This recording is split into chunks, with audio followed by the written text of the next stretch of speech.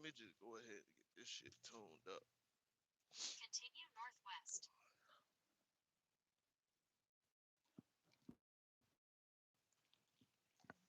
This shit wild, bro.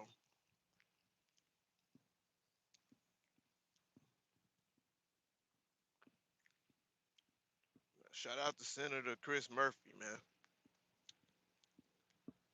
Shout out to Senator Chris Murphy, bro.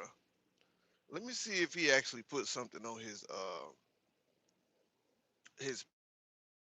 page today. Continue northwest.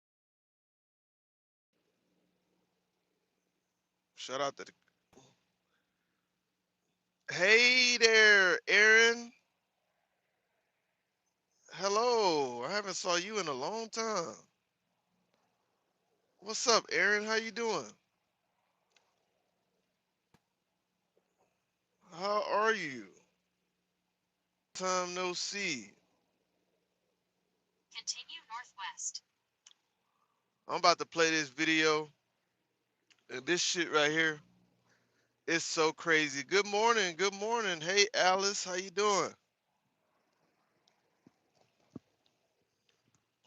I know I've been busy with work and stuff. How are you? I'm good. I'm doing well. It's a lot of crazy shit going on in our so-called great United States of America. Continue northwest. There's so much bullshit happening right now. We had a Donald Trump. We had a Donald Trump nominee, a guy named Jeremy Carl. He came out today. Yesterday, he was in the Senate. They had a hearing in the Senate yesterday, and he had some very, very, Continue very northwest. racist takes yesterday. Very, very racist takes yesterday in front of everybody in the Senate, and he completely embarrassed himself. Just going downstairs. Okay, Alice. Hope you're doing well. I'm glad you're doing good. But I'm about to get ready to let y'all listen to what he said yesterday and how Senator Murphy, Senator Cory Booker, how all of these guys completely called this guy out and embarrassed him in front of the entire room. I want you guys to take a listen. I'm not going to play it. I'm going to play the video later today, but I just want you guys to listen to what he had to say. And you guys let me know what you think. Let me know what you think. This guy is running for he's running for Secretary of State for international organizations. But he's very racist though. How the hell can you be running for international organizations? International organizations, right? We're talking about other people that's not white people. But you just got to listen to it for yourself. Just listen to it for yourself. Here we go. Here we go. Here we go.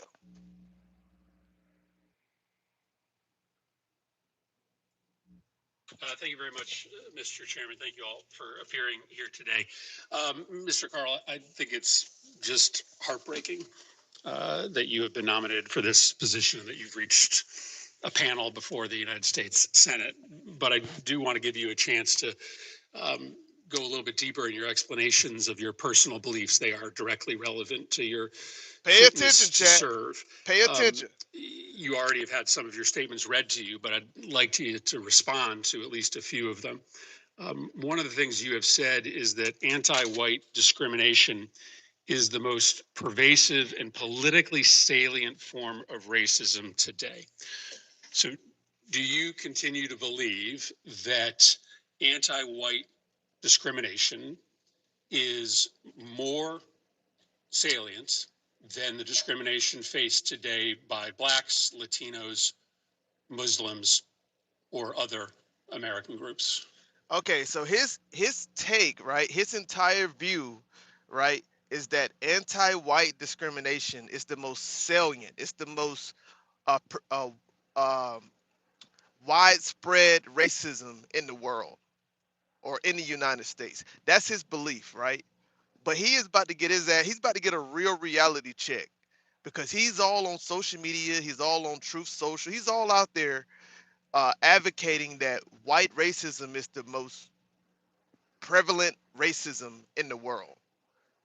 And he's about to get a real reality check. Watch this. Watch this. Listen up. Listen up, chat. Discrimination. Do you continue to believe that anti-white discrimination is more salient than the discrimination faced today by blacks, Latinos, Muslims, or other American groups? Thank you for that question. And thank you also for giving me an opportunity to speak a little bit of length. I haven't necessarily had much opportunity to respond. I'm going to have at least one more question for you, so I'll give you a minute or two to respond. Yes. So thanks to the great work of my friend Harmeet Dillon as the Assistant Attorney General of Civil Rights, I actually think that we've done an incredible job in this administration of getting rid of certain policies that discriminate particularly against white Americans, but also in some cases Asian Americans. Well, just maybe answer my question. Let's rewind. Because maybe you'll suggest that everything is fine now. Let's rewind. A year ago. A year ago, were white Americans the most discriminated against group in the United States? You said it. So Yeah. Senator, certainly this is my belief. I'm not running away from that. I think that while of course all races in different contexts can be subject to really severe discrimination, that when we look at our legal structures, white Americans are often very disfavored in overt ways. We're seeing this in the Small Business Administration, many other places. so your belief is that white Americans face more discrimination, at least prior to the Trump administration fixing this, than black Americans? On average, Senator, yes, that's correct, and I'm not running away from that statement. You have made several statements about your worry regarding the erasure of white culture in America. I understand Hit that like button. Irish American culture. I understand Italian American culture. I maybe don't understand white culture as well. Tell me the values, the white values that you believed are being erased by the current American government or prior American governments. Thank you for that question. I would say that it's not, I didn't use the word values, I used the word culture. I think that anytime you have large culture, if those are, especially if they're coming from culturally similar backgrounds, and no matter what group it is, if it were in China, it would be the same thing. If it were in New Guinea, it would be the same thing. Yeah, but tell me about what that means. I mean, culture is values, right? It's expressions of identity. Tell me what is being erased. I mean, give me some examples. Yeah, let us know what's been erased. What Come on, give us an example. Erased about white identity. What is white identity to you? Well, Senator, thank you for that. Tell me how it's different than other identities. Senator, I think the question of identity is something that lots of scholars I get you can do a sermon on identity. Just tell me how you define white identity and what you think is being erased about white identity.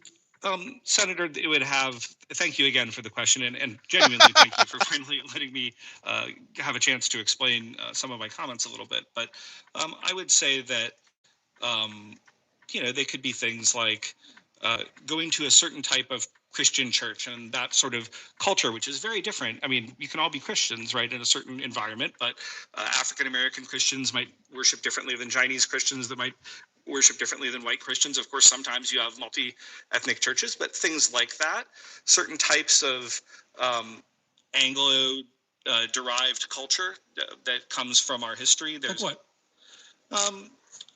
Let me think about this. Senator, I would say if you were to look at the book by one of your former Senate colleagues, Born Fighting, about the sort of Scotch-Irish military culture and certain, what the fuck is he talking about? Obviously, you could have sub-elements of that culture. You could have Italians, you could have Irish, and those are in many ways more. But you're worried about white culture. You're not worried about, you're now retreating to ethnic identity. You don't speak about ethnic identity. You speak about white identity. So tell me the values that stitch together white identity and that make it different than black identity. Senator, again, thank you. You spent a lot of time talking about this and writing about this. Yeah, You no. should be able to, you're struggling with this. But you should be fairly easily, I would assume, able to tell us your thoughts on how white identities is different than other kinds of identity and how it's being erased. Senator, again, thank you for the question. I'm just trying to be I'm just trying to be very so because I'm here in front of a Senate committee. I would say that the white church is very different than the black church in terms of its tone and style on average. Foodways could often be different. Yeah. And those music could be different. And those are being erased. Music could be different. Well, if you look at the Super Bowl halftime show, which was so our ability to access churches or white food or white music is being erased? Senator, again, thank you for the question. What I would say is the biggest thing, because actually, contrary to many of the comments that have been shown, racial nationalists have been very, very critical of my work because they correctly say that I'm actually, of course, not a racial nationalist, which I'm not. I'm a civic nationalist. I am concerned with the majority common American culture that we had for some time that through particularly mass immigration, I think has become much more balkanized, and I think that weakens us. And again, I'm not running away from that comment. I'm not apologizing for it. Well, I'm way over my time. I think you're struggling to answer this question, right? Because underlying your beliefs is a sentiment that white culture is just simply better. That no, Senator, I have to disagree with that. But you haven't been able to really coherently answer any of my questions. White culture, how you define the threat that's posed. I appreciate you being very honest that you believe that white Americans are subject to greater amounts of discrimination in this country. Black Americans, I do not think that's a sentiment that is shared broadly on this committee. It is all what makes you just wildly, wildly unqualified to take this post. I'm well over my time. Thank you. Well, Senator, I do appreciate you letting me actually respond. I genuinely do. So thank you. Yo, oh my God. Oh my God, bro. That right there was hard to listen to. Good morning. What's up, Sean? Good morning. Good morning. What's going on, chat? Hope everybody doing well, man. That right there was hard to listen to, y'all. And later on today, if you have not saw that video, you must go and watch that video. I will be showing it live probably in about a few hours. But man, you got to see the look on his face. I mean, he just looked completely like he looked so embarrassed while trying. White identity is being erased now. White people um, are being discriminated against on a widespread, on a prevalent level. Like you guys gotta go and watch that video. Here's another one right here as well. Because Senator Murphy was not the only one who had questions for this guy. But here's another video right here. Here we go.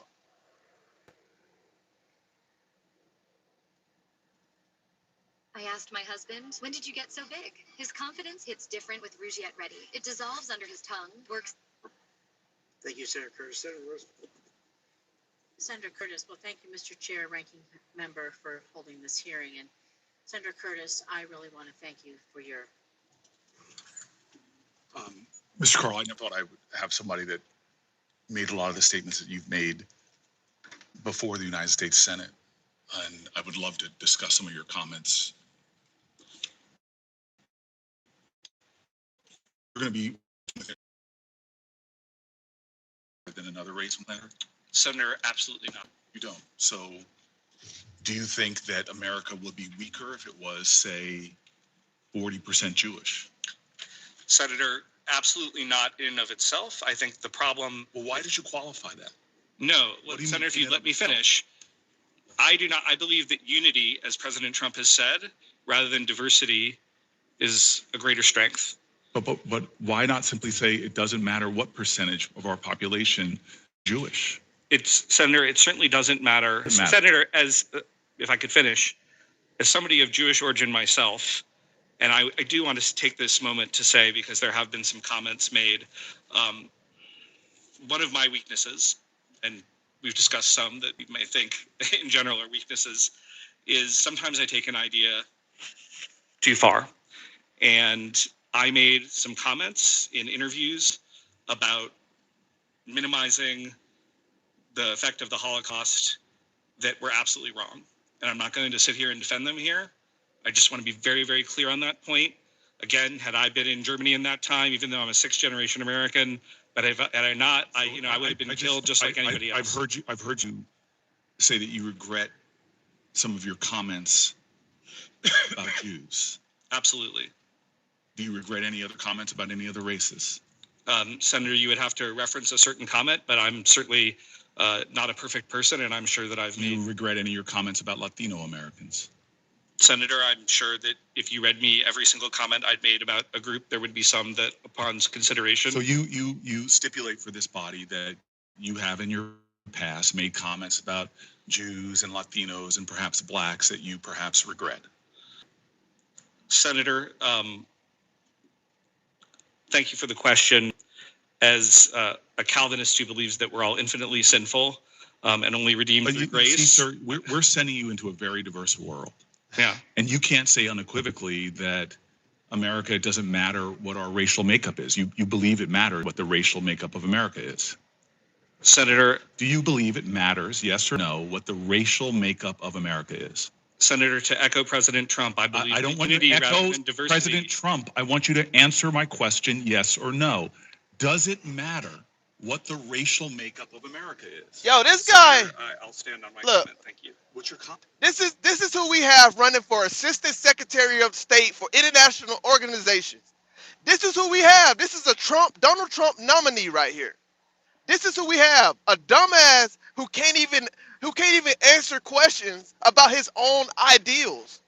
He can't even fucking answer questions about comments that he made, racist comments that he made about diversity, equity, and inclusion. He can't even answer fucking questions about it. He's just a fucking dumbass hillbilly. That's all he is. Who was given the opportunity to run for very critical positions in power. This is what we're dealing with, nepotism. This has to be some type of nepotism, chat. It has to be some type of nepotism.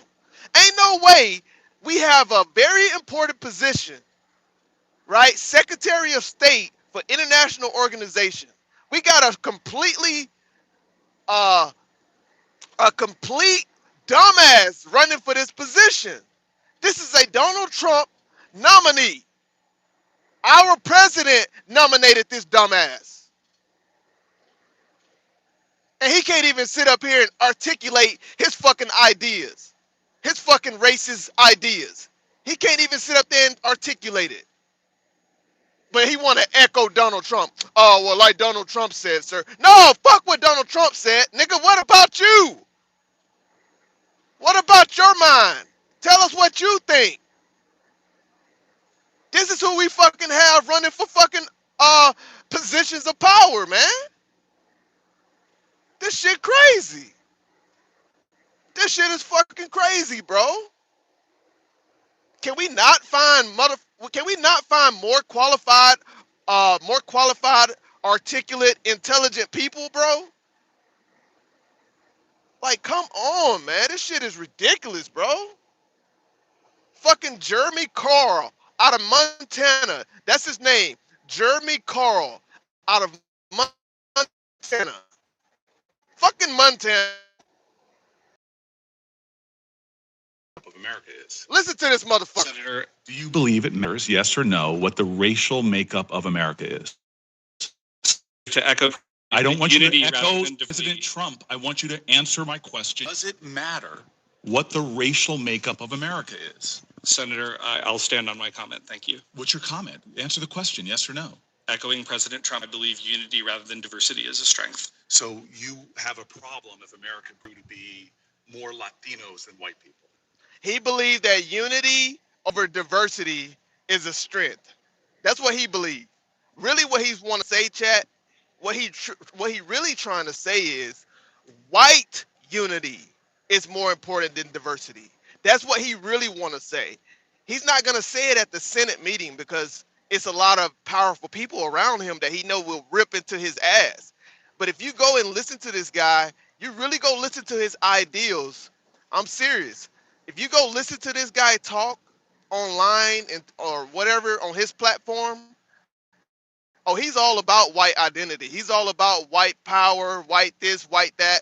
That's what he's really about. This is who we have running for critical positions of office, chat. This is who we have running for Secretary of State for international organizations. International organizations, not domestic organizations, international, right? This is who we have. This is who we have. And this is who our president endorses. You don't believe it? Go fucking look it up. This is who Donald Trump endorsing. A complete dumbass. Senator, the individual group is not important. This is a Then cross-societal. what do you mean when you say that you believe in the Great Replacement theory? Uh-oh. Senator, thank you for that question. This refers to the intentional demographic replacement of Europeans in Europe. It was invented by Renaud Camus, who was a French scholar. You think there's an active effort to, quote unquote, replace Americans right now? Senator, I think the Democratic Party, through its immigration policies, has certainly shown signs of that.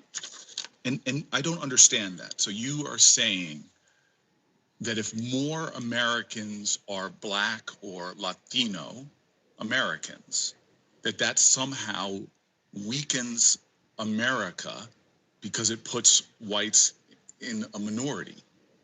Senator, I never said anything like that, nor do I actually believe that. I want to be very clear that regardless of country, if people generally share more in common, can I read that's a you? Can I strength. read you what you've said? Because it sounds like this. Yeah, You read said what the he Great said. Replacement is real, and they are going to try to make you pay for it. Who is they? Yeah, who is they? Be clear. Senator, thank you for that question. I simply don't know from you reading that one isolated comment. So this is the Wow. problem. You make the most incendiary comments Wow. that you admit that you regret about Jews, about Latinos, about Blacks. And you sit here and say that you do not have a worldview, that somehow our country is weakened based upon the populations of each. In fact, you say in your writings that it is a threat to the United States of America and create an us versus them. And the only interpretation I can have of us versus them is it's white people against others, which sounds deeply racist to me. That somehow you think our country's greatness depends upon its ethnic diversity, as long as white people have more numbers than others.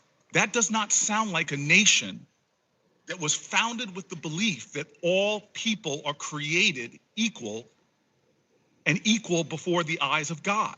It sounds like you have a racial hierarchy. There's no way for me to read this in any other way. Senator, because you have said our country, based upon religious diversity, based upon ethnic diversity, based upon racial diversity, you have indicated that somehow those make America weaker or stronger. That God forbid our nation grows in population, that then you suddenly say, I'm aggrieved, and they are trying to replace us. This is the United States of America. We are one nation under God, but you cut us up and divide us along racial lines. Senator, respectfully, I do not think that they do. You cannot use the word respectfully, because you do not respect me. Oh, you no, look actually, upon I do. me as my color of my skin. You say holidays like Juneteenth are racial hustles. Don't come here and hustle me. Senator, You have said statements that other nations are going to look upon you and read plainly. When you go to a country of a different religion or ethnicity, you have discriminated against Jews in your writing, you have discriminated against others, and then you claim yourself as a victim.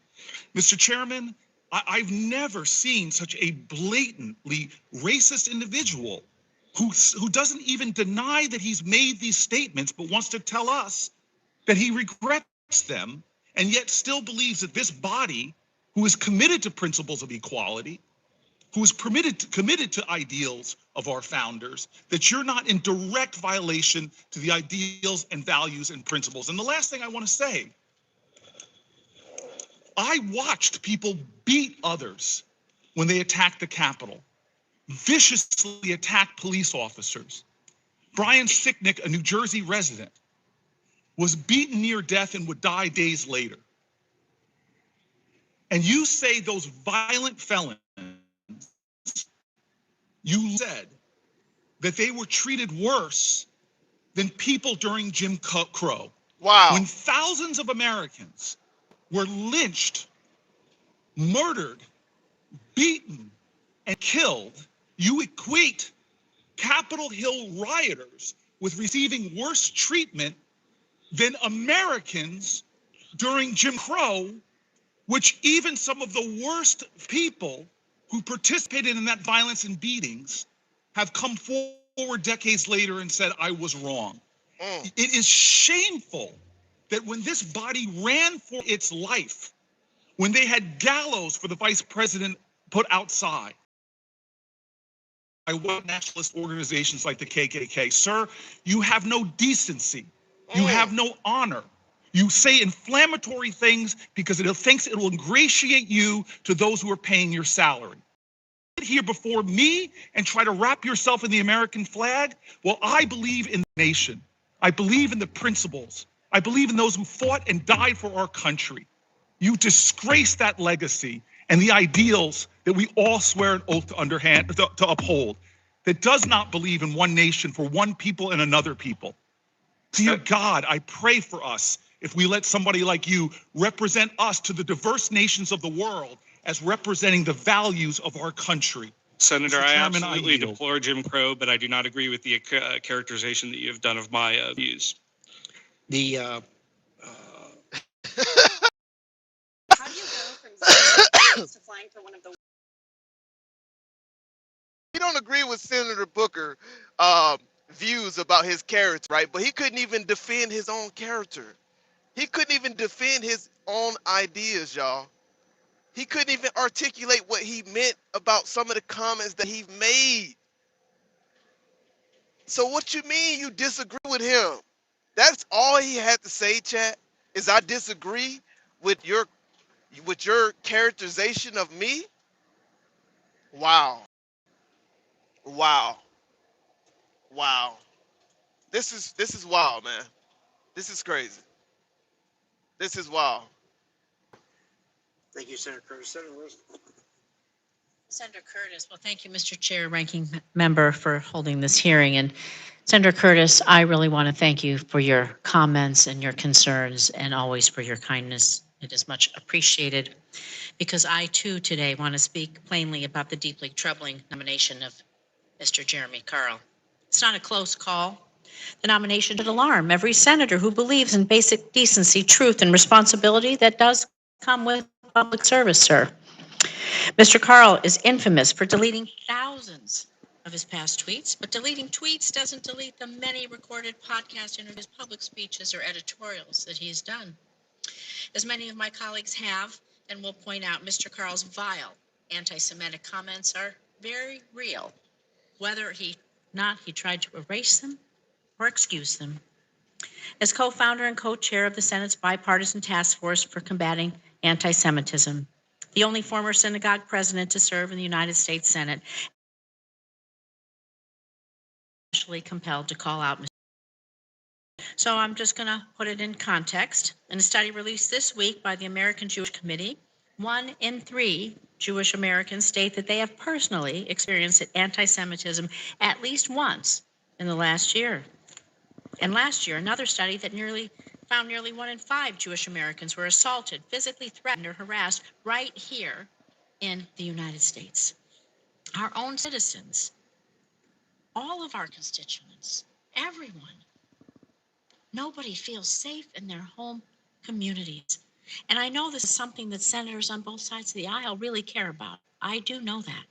And yet Mr. Carl, despite his long record of problematic statements, has been nominated to lead our country's engagement with every single country in the world through our diplomatic work with international organizations. Some may try to excuse Mr. Carl's remarks, claiming his words were taken out of context, that he never said them, and that his own heritage protects him from criticism. So let me be clear. Identity does not excuse anti-Semitism. Identity does not excuse racism. Identity does not excuse hateful rhetoric. Regardless of who says them, words matter, as my colleagues have said. Words matter. Character matters. Judgment matters. And to my colleagues that may consider voting in favor of Mr. Carl's nomination, understand what the vote signals. It tells Americans you're willing to use your sacred vote, not just to ignore, but to endorse the hateful statements. It tells Jewish Americans they simply don't matter. And I ask everyone in this room, depending what your age is, many of us here have had relatives, parents who fought in World War II. We know those stories. I see a Vietnam veteran in the audience. But imagine them young, or maybe not so young, sitting here today in their uniform. Hard to imagine maybe our parents young, but imagine them young or coming back, sitting here today, looking at us, knowing what they fought for. They're watching us, whether they're there or here. So, Mr. Carl, I'd be hard pressed. Not any of my colleagues who would agree with many of your statements. I'm going to quote some of them. Jews love to see themselves as oppressed. Another one, Jews have often loved to play the victim, rather accept that they are participants in history. There's another one. Hitler is always the convenient kind of bad example. Hitler is always a convenient kind of bad example. Anyone who had family members who served in World War II, I wish they were here to argue with you on that one. I'm very critical, another thing said, of overall political stance and sociology of the Jewish community, particularly in this century. It's been very destructive overall. Another quote, you guys, referring to the Jews, are spearheading a lot of bad causes. Okay. Another quote, we need to unashamedly criticize and critique them, referring to the Jews when they're enemies, without being worried about being called anti-Semites. And finally, in discussing the Holocaust, where 6 million Jews, almost half the population, Jewish population alive at the time, were slaughtered, an event that continues to be denied to this day, you say the Holocaust kind of dominates just so much of modern Jewish thinking, even today. Everyone has traumas in their past. How much are we going to kind of relitigate them? Say that to the memories of the folks who fought in World War II, fought and died. So speaking to my colleagues, a vote in favor of Mr. Carl is a full-throated endorsement of any and all of these statements. I know everyone cares about the rise of anti-Semitism here and around the United States and around the world. And if you have empathy for the Jewish community, communities experiencing hate, simply tired of advancing nominees who I doubt will be respected on the world stage, you must vote against Mr. Carl's nomination. And I just remember from my father who fought in the war, and so We're gonna be watching that closely, chat. I ain't gonna lie to y'all. I'm gonna be watching this. Watching. I know our children are watching. I know I'm gonna be watching this so close, the world is and watching. I'm very curious to know if this guy will be nominated for that position. I'm very curious to find out, will he be nominated for his position, y'all? Very, very curious. If he's nominated for Secretary of State for Montana, Secretary of State for international organizations, Mr. Jeremy Carl, that will tell me all I need to know about where we are in this country. That would tell me everything I need to know. Everything I need to know. It would give me a great idea where we are in this country and what people in high places really believe about immigrants, what they really believe about people of color. It'll tell me everything. Everything I need to know. I'm telling you right now, it will. It will. It'll tell me everything. Every fucking thing.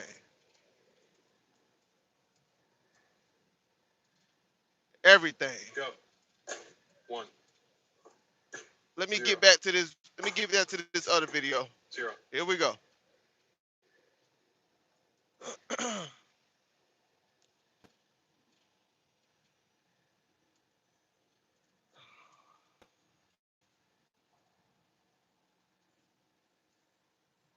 Here we go. Here we go. People who do introductions, so you can leave if you'd like to leave them here from the nominees. So thank you to the nominees and especially to the families who also help whenever we have, whenever their spouses or loved ones participate in government operations. The families. Let's hear about Miss Pam Blows Bundy. me away that people care enough to take time. Let's to hear respond. about Miss Here's Pam thoughtful Bundy, answers. y'all.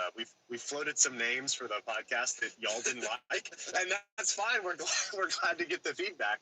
And it seems like the one that everybody likes is like politics A to Z, because his name's Adam and my name is Zach. So that seems to be the fan favorite at this point. So we're still tossing names around, but we appreciate all the feedback. We're leading there. I think we're overthinking this now. We should just call it the Adam Kinzinger and Zach Connor show. But whatever, we'll get there. Hey, so it's been a really busy week. I would actually say, as we start off here, I would call it a pretty victorious week on some of what we've seen, some of the blowback, some of the actions by the administration. I think it's very important. I've written on my Substack in the last day or two about how important it is for us to recognize when there are victories, recognize when we do make gains. Hit that like when button, chat. Thank I you say guys we for being here. collectively, and specifically, I'm talking now about the announcement by Tom Homan in Minneapolis that ICE will be drawing down its mission there. I want to just open that discussion up by saying this to the people of Minneapolis, to those that have traveled there. I want to say thank you. It is ice cold. I was snowmobiling a few weeks ago in northern Wisconsin. I was reminded how cold that cold really is.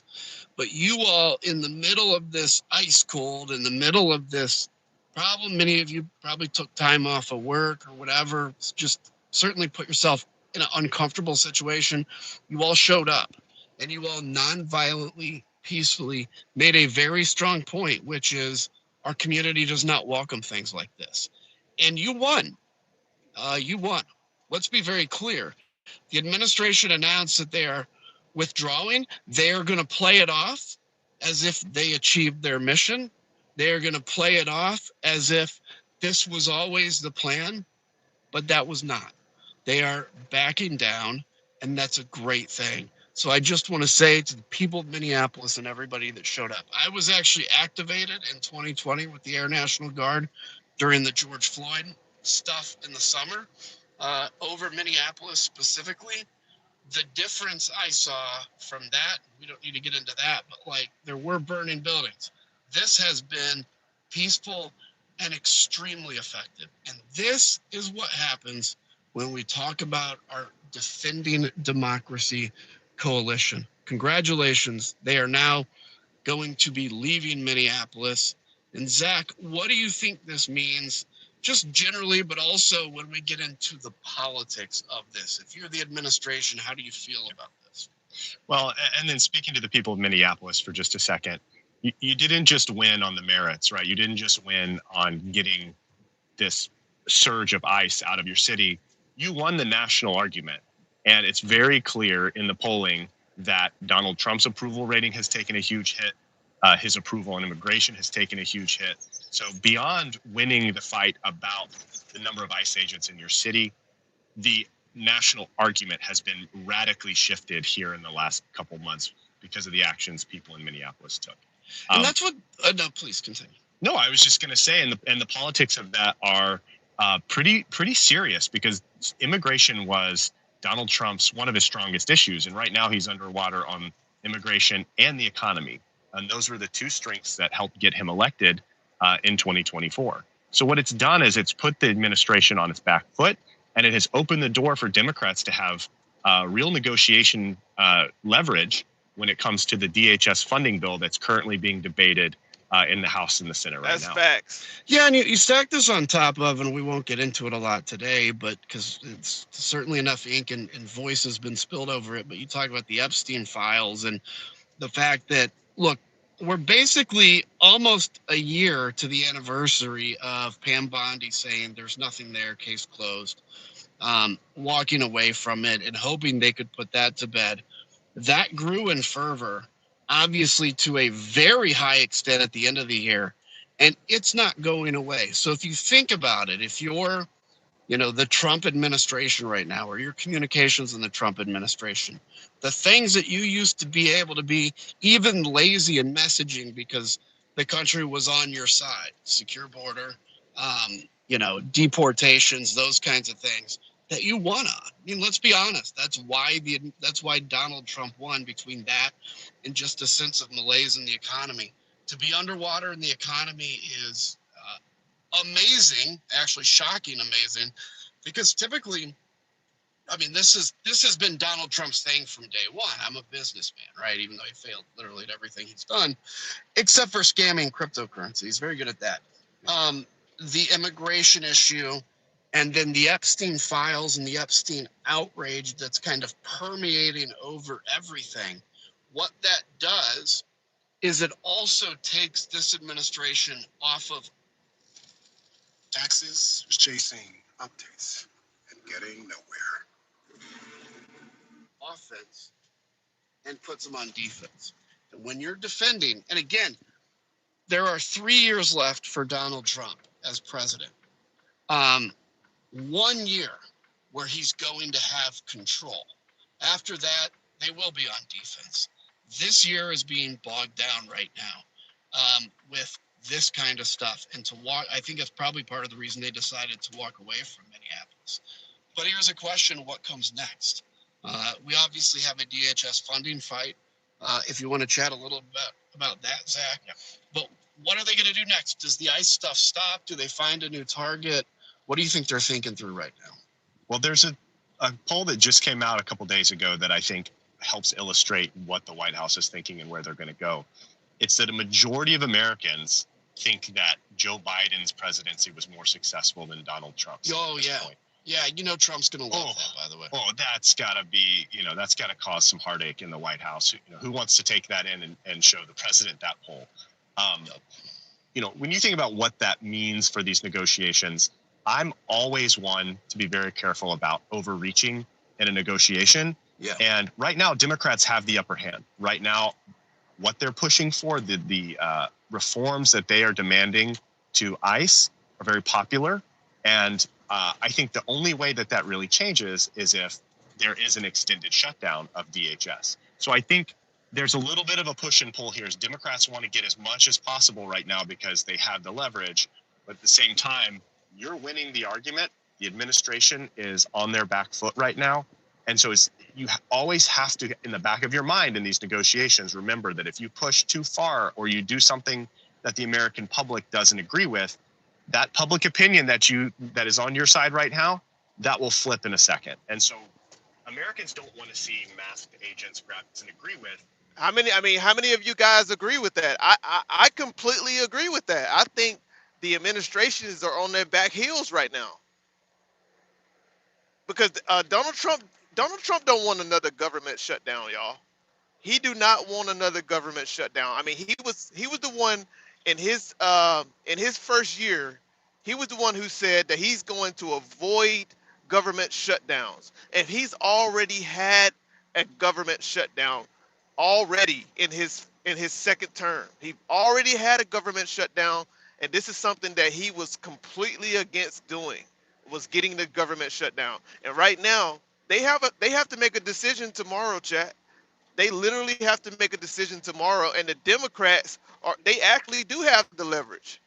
They have the leverage based on the funding, because I'll put it like this: if they can't make a decision tomorrow, just think of it like this: if they're going to be deploying ICE agents to different areas, these guys are going to be working for free, chat. They're going to be working for free if the government shuts down, which tells me that they're not going to be working at all. So the administration is on their heels right now. The Democrats they definitely have the upper hand in terms of DHS funding and getting what they want out of this administration. I completely agree with what Adam is saying here. Zach. I completely agree with Zach is saying right here.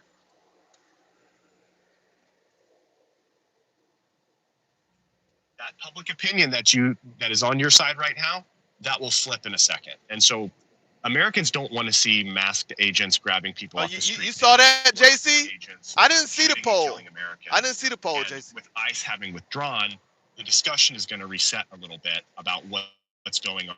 And there are other agencies Secret Service or other agencies underneath the DHS funding umbrella that if there is a shutdown, they may run out of money long before ICE does, because ICE has all the money they could ever need from the bill that was passed last year. Yeah, what's amazing to me is Wow, I did not see that. I bet you. I mean, Donald Trump is gonna say that those polls are fake. You know what he says. He's gonna say that those polls are fake. Don't believe those polls. Find other polls. You know, somebody said you sound dumb. I appreciate that, man. I appreciate that. I appreciate your opinion. It's all good, man. Understand, I don't have hatred on my heart, so I appreciate everybody's opinion. It's all good. If I sound dumb, maybe you should just leave. Why are you here? You know what I'm saying? Just go. you think about even things. Down, they may run out. Other agencies like FEMA or the Secret Service. The discussion is going to reset a little bit about, so Americans don't want to see masked agents grabbing people off the street. They don't want to see agents shooting and killing Americans. And with ICE having withdrawn, the discussion is going to reset a little bit about what's going on. And there are other agencies like FEMA or the Secret Service or other agencies underneath the DHS funding umbrella that if there is a shutdown, they may run out of money long before ICE does, because ICE has all the money they could ever need from the bill that was passed last year. Yeah, what's amazing to me is you think about even things like FEMA, this president, and there's so much outrage that constantly happens that something may actually make headlines one day and then we completely forget about it. But when you look at FEMA, the president has very clearly made the decision to not help blue states. I mean, Yeah, these fucking ads, bro. Do I need to get YouTube Premium? this is, to me, unfathomable. I remember when I was in Congress, I would have conversations with some of the far right when, I don't know, like the Hurricane Sandy bill came up, stuff like that. And I would literally hear them say, they would tell me, why would you vote for that? That's a blue state. They were saying this with New Jersey, for instance, it was Sandy. And I'm like, listen, the job you have here, politics is part of the job, right? Kind of an unfortunate but necessary part of the job. But once you get elected, politics should become something you think about, but you still have an actual job to do. It's like getting hired, to work at IBM, and then on a 1-year contract. Like, at some point, you actually need to do the work that you were hired to do. And it was always amazing to me that people would bring the politics in, and I would understandably, they were very scared that if they told me that, it would get out in public and they would, because that would make them look awful. Now it's just accepted as normal. And I think we have to be aware of, no matter what the issue is, the politics permeating, Donald Trump wanting to name everything after himself or not approving a bridge because it connects 2 blue states. It's absolutely egregious, and Democrats need to make it clear that they wouldn't play that game if they were in charge when they get power. But not to sidetrack us from that, let's talk about the shutdown fight in a little more detail. So most of the government's been funded. We're down to this DHS bill and everything under it.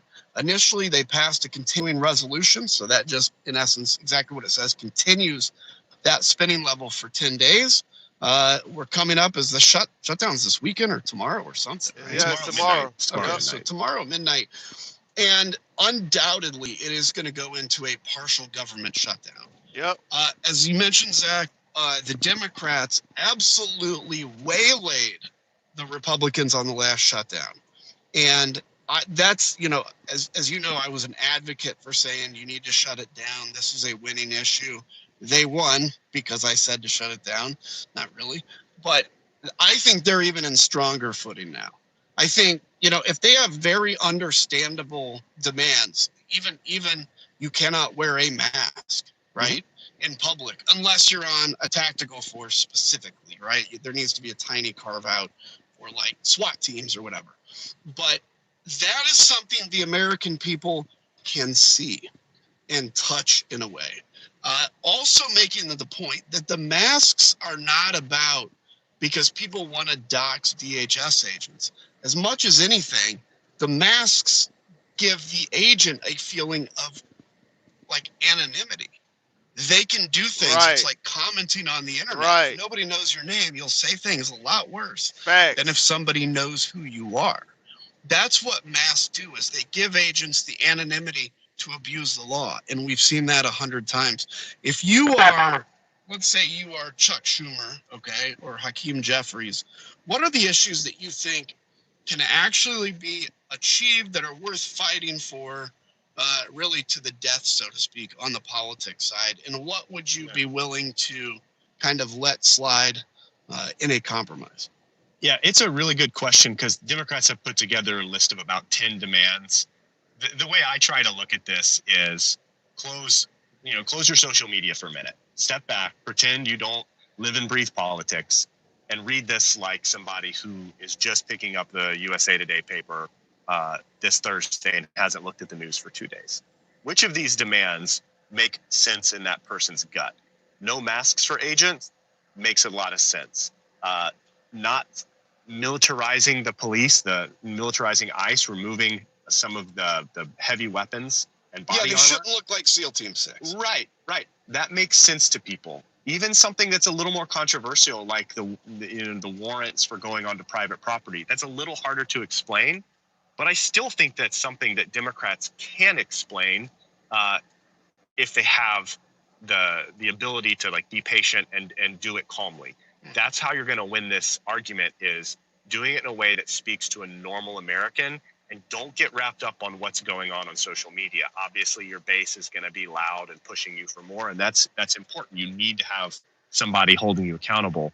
But just for a minute, pretend you're a normal American and lean in on those demands that normal people can understand and get behind, and then don't blink.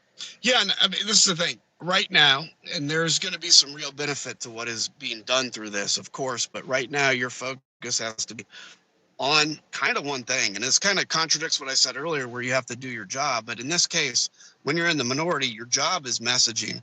This is all about November. Long day, huh? Get Kevin's natural food. And Americans want to see you as sufficiently strong on, kind of hawkish on immigration. They're very clear that they want a controlled border, but they're also very clear they don't like a militarized state police. And I think Democrats are in the best position here. They could overreach, of course, but I think if they stick to that, they're going to be all right. The immunity issue is big, and I think that deserves, between you and I, a longer discussion, not in this podcast, but the idea that federal agents are completely immune is, in my estimation. Some of y'all are so fucking stupid, bro. And I try to respect everybody and what they say, but saying shit like Trump 2028 is completely retarded, right? Because there'd never be a Trump 2028. I'm sorry, I hate to break the news to you, but Donald Trump would never be elected president again. Okay, so let's go ahead and kill that notion right there. There would never be a Trump 2028. So for you dumbasses who don't know how the Constitution works, maybe you should go back and read the fucking Constitution, okay? Also saying blocking DHS is treason. That's another dumbass comment, right? Because nobody's blocking DHS, right? No, they're pausing the funding until they can come up with an agreement. Damn, some of you Republicans are fucking retarded, bro. Some of you guys are completely just dumbasses. Real talk. A lot of you guys do. You don't even understand the same Constitution that you claim to advocate for. That's the crazy part. Fucking hillbillies, man. Fucking dumbass hillbillies. Anyways, back to the video. Kind of nuts, right? Particularly when they're violating the Constitution. That is something that I think needs a longer discussion, and I think that people need to take a longer time to educate the American people about, hey, all we want to do is give federal agents the same responsibility or vulnerabilities, frankly, if they violate the law that state and local police already have. So is there anything else on this topic you want to chat about? Otherwise, we can get to the next. No, I mean, the next topic we have on our list is again on Capitol Hill. And there was a little bit of bipartisanship last night, but it was on tariffs. Yeah, why don't you give kind of the gist of what it was as far as I understand, there was a motion to recommit or some kind of, but kind of give the gist broadly of what happened without too much in the weeds. Yeah. And then we'll talk about where we think that goes.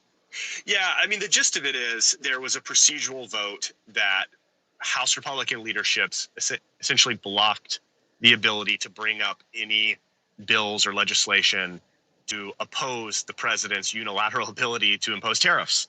And by the way, let me mention quickly, he just recently said he's raising Switzerland's tariff because the leader was mean to him on the phone. I would think that's probably part of what happened here. And there were a couple Republicans that joined with Democrats on that procedural vote. And immediately following, there was a vote on Canadian tariffs. And in that vote, which was actually a substantive vote, it wasn't procedural, 6 Republicans, most of them from sort of swingy districts, voted with most Democrats to disapprove of the president's Canadian tariffs. Now, there was one Democrat that did vote against their party here. It was Jared Golden of Maine. I'd like to hear what you think about that, Adam. But this was a pretty big slap in the face for.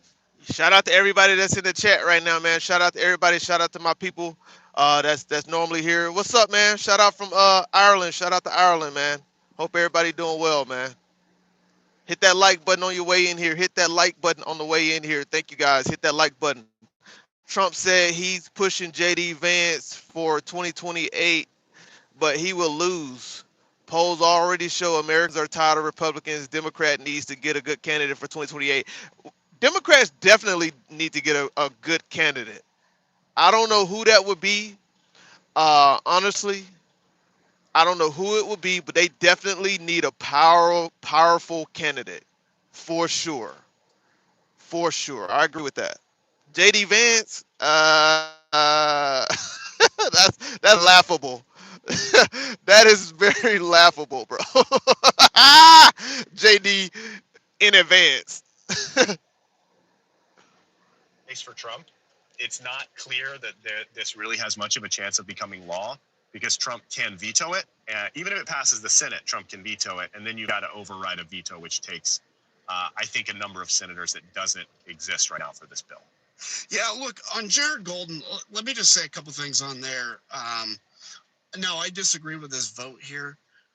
What I do respect about Jared is he pretty much is doing what I think is appropriate for him and his district. Not this issue, okay? Just generally how he is. He's independent. But sometimes it feels like he does things just to stick it in the eye of the Democrats. This is a vote I don't understand on his end. He voted for the big, beautiful bill, too, as far as I remember. This thing, look, the idea of tariffs, whether you agree with tariffs in general or not, and I'm kind of in the middle on it. I think on critical things like steel, national defense related stuff, or where China, for instance, is dumping, where they subsidize production and then put it in here and undercut. I think tariffs are appropriate in that case. But I also think tariffs need to be done with the consent and agreement of Congress. Now, again, if there's an emergency action, all of a sudden China decides to put a bunch of steel in the U.S. for free, yes, the president should have the authority for a limited time to do what he needs to do till he gets it through Congress. But there is nothing more in the realm, in my mind, of what Congress should do. Interstate commerce, right? Making those laws, than tariffs, than the economy. There is nothing more within their wheelhouse than that. So why Jared Golden would vote? Now I don't know if Adam is going to mention anything about this, but today is an important day to pay attention to because of the DHS funding, and also February the 20th is a day to pay attention to as well, because that's going to be the day that Congress is going to decide on if Donald Trump tariffs were unconstitutional or not. Right? So if they deem his tariffs were unconstitutional, then we're going to be paying back to the amount of $140 million back to those the importers that imported goods into the United States and who Donald Trump placed tariffs on. So also be on the lookout for February the 20th, right? That's a very important date, and also be on the lookout today for DHS funding. And that will let us know if we have a partial government shutdown today. But with the Republicans On this, I don't understand. This is just about the theory in my, it's a substantive issue, substantive bill, but it's about the theory. Should the president be able to decide trade and the economy without the consent of Congress? And I think the answer is no, he shouldn't be able to. This is where Trump thrives, right? There's a difference between the substantive argument about tariffs and sort of the process or the theoretical argument. And Trump likes to make the substantive argument, if you can call it that, where he's like, well, if you don't agree with me, you love cheap foreign goods destroying American workers. And it's like, no, this isn't just about tariffs. This is about the rule of law. This is about our constitutional system. And Right. it's much harder to make the argument about the constitutional system than it is saying, cheap foreign imports are bad. And it's a messaging asymmetry that the Trump administration with Robinhood Gold, earn 3.35% APY. He's correct, man. Wow. He's correct because there's so many loopholes in Section 332 and Section 301 where it talks about tariffs and what kind of control the president has and what they must do in order to communicate with Congress. Like that, it's difficult than a lot of people think, man. Dealing with terrorists is very difficult. It ain't easy. It is not easy. What's that? I just built a budgeting app in Base 44. Guys, Nina just built an app. They really have leaned into that this time around in a way they didn't in Trump 1.0. And I think it worked pretty well for them during the campaign to really boil issues down to their sort of core back and forth rather than the more theoretical discussion. But I think it's coming back to bite them now, and people are seeing the effects of the tariffs. They're seeing some of these other issues play out in real time, not just in rhetoric. And so I think the Americans are a little bit more open to this idea. And I think, I do think Jared Golden's retiring. It's probably not going to hurt him politically at this point. But I do think it will become a little bit of a snowball effect. You've got 6 Republicans on this vote.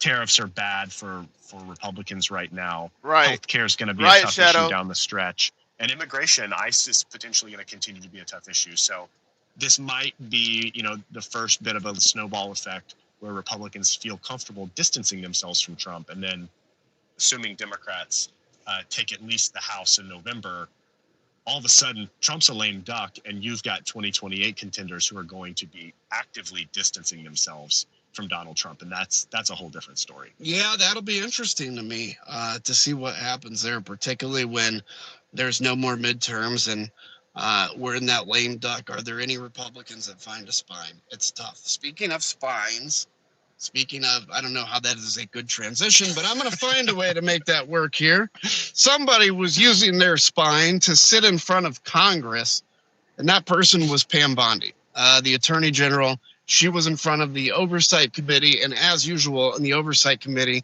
it was a complete clown show. Thank you, Shadow. This is absolutely the worst committee in Congress, by the way, because it is just I appreciate that, buddy. the worst Republicans. Like the people that, when I was in Congress, nobody wanted oversight except for the people that wanted to go on Fox News and spew outrage all the time. And honestly, that works politically for them. So great job. They're fantastic at that, but they're just not good at America, right? So Pam Bondi, who works for Congress and the American people, goes in front of Congress. And I just want to say, when you see her as disrespectful, condescending, completely childish as she was, that is not about Pam Bondi. It's not about the Epstein files. What that is an offense to the very people that live in the United States of America and who have congressional representation. Yep. She was disrespectful, not to the members of Congress. She was disrespectful to the 700,000 people that each of those members of Congress represent. Because whether you love, I don't know, whoever's on that or not, their job is to represent you. And she was so condescending. I think just outside of the issue itself, it is pretending a very scary future for this country when nominees or members of the cabinet do not feel that they need to show any kind of deference to Congress. But what we saw was an absolute clown show. And in my estimation, Pam Bondi's anger and, yeah, I guess childishness, I guess. It was like watching a junior high debate. To me, that is somebody who has a lot of anger at themselves, and they're projecting that outward onto somebody else. I would say this, when I was doing the January 6th stuff, I would often notice that people, I was kind of a mirror to some members of Congress of what they should be. They knew that they should be speaking out, for instance, about January 6th, but they were too much empowered to do it. And so I was that mirror they didn't like to see. And some of that anger then would project onto me because it's easier to be angry at somebody else than yourself. Give us your thoughts on that.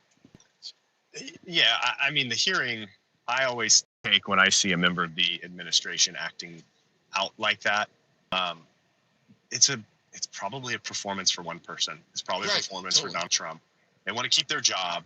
They don't want to say anything that will get them in trouble. So instead of trying to actually answer questions and, like you say, show any deference for Congress's authority for oversight and investigation, which is in the Constitution, these administration officials lash out because Donald Trump respects people who talk like him, who, quote unquote, fight like him. And it's, I think, like you said, an insult to the American people, and that there is some sort of check and balance between the legislature and the administrative branch. And, I kind of don't want to be a fatalist on this, but when Congress refuses to actually stand up to the administration to assert its constitutional authority, why would the administration respect Congress? Whether it's Republicans or Democrats, we know the Trump administration is going to attack Democrats no matter what. But it gets to the broader question of how long can a branch of government continue to ignore its responsibilities and expect to have any sort of respect or deference from? Yo, I gotta get YouTube Premium, bro.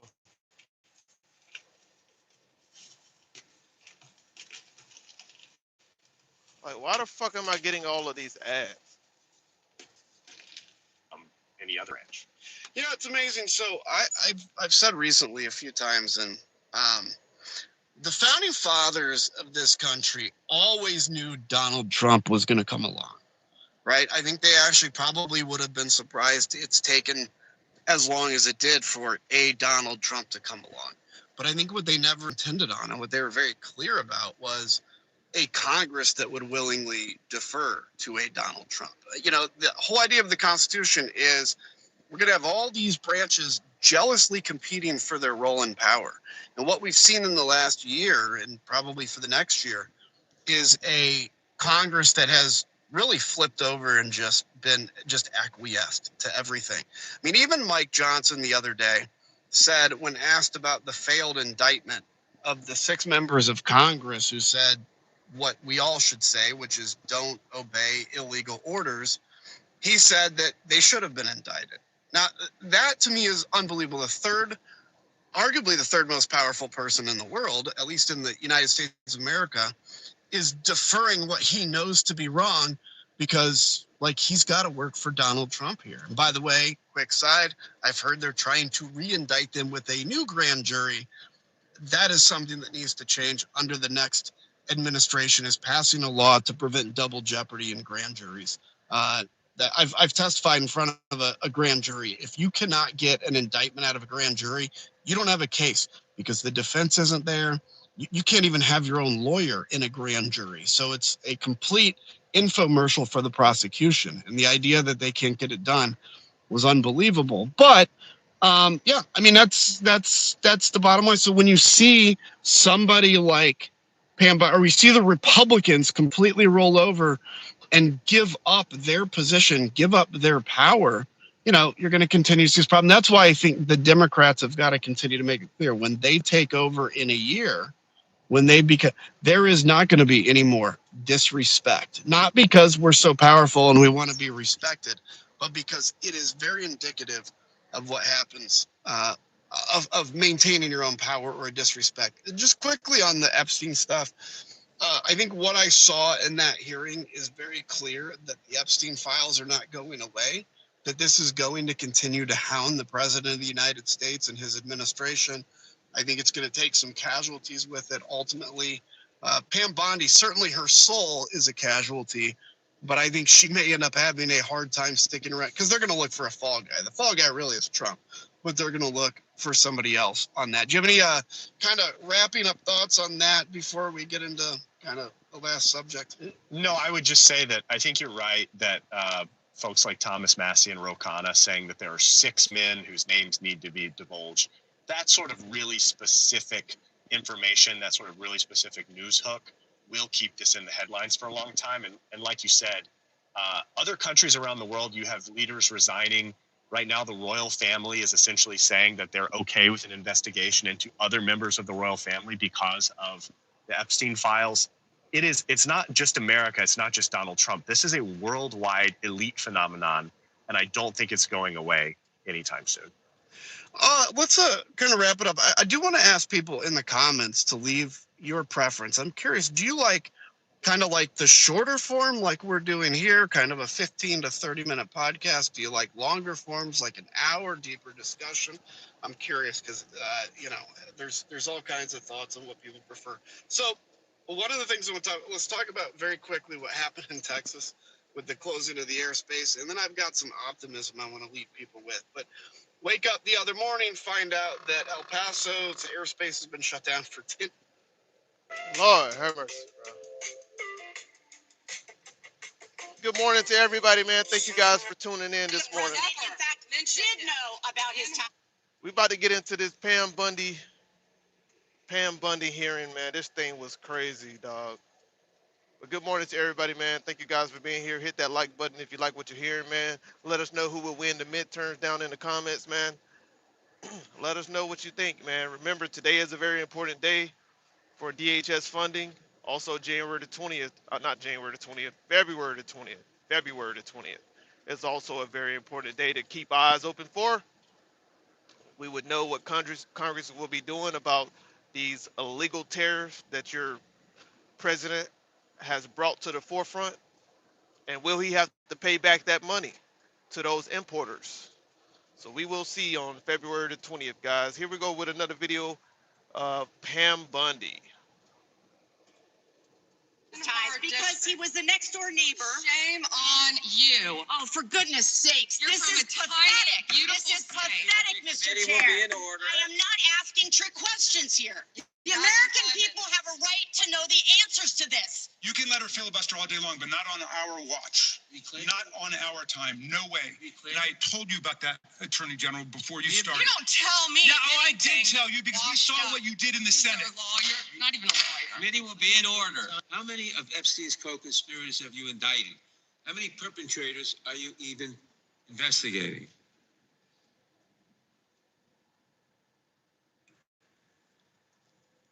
First, you showed I find it. How many have you indicted? Excuse me.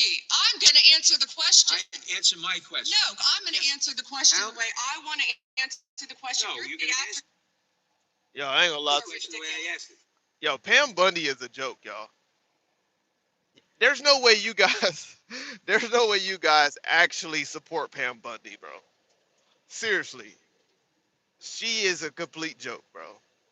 She got to be removed. She completely embarrassed the Republican Party today. She definitely embarrassed you guys. Congress is ruled by the fear of retaliation from Trump. Okay, yep.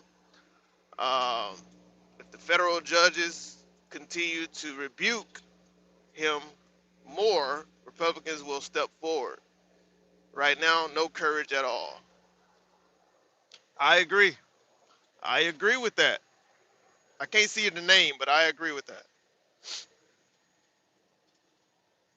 Chairman How many Jordan, have you I'm indicted? not going to get in the gutter with these people, How many but have I'm you- going to answer the question. How many have you indicted? Again, the time belongs to Reclaiming my time. the time belongs. I think it's very Reclaiming interesting. my time. I think it's very Reclaiming my interesting. time. You can When reclaim he your talks time. about they Reclaiming my time, indicted, Mr. the Chairman. president said they Stop the indicted clock. him Mr. twice. Chairman, please They stop the sure clock did. and And stop he the clock and indicted. restore his Oh, time. okay, here we go with these Committee will be in order. theatrics. The time Reclaiming my belongs time to the to gentleman back from the New clock, York. please. We will give you a few more seconds. We will do that. But when Reclaiming you ask my- a question, The witness can say, you may not like the answer, but she gets to answer. The question was, how many of Epstein's... They don't like the answer, Chairman, my time. because it's honest. So he asked a 4-minute question. Restore 45 seconds, Mr. Nadler, please, Mr. Chairman. Answer. You can let her filibuster all day long, but not on our watch. Not on our time. No way.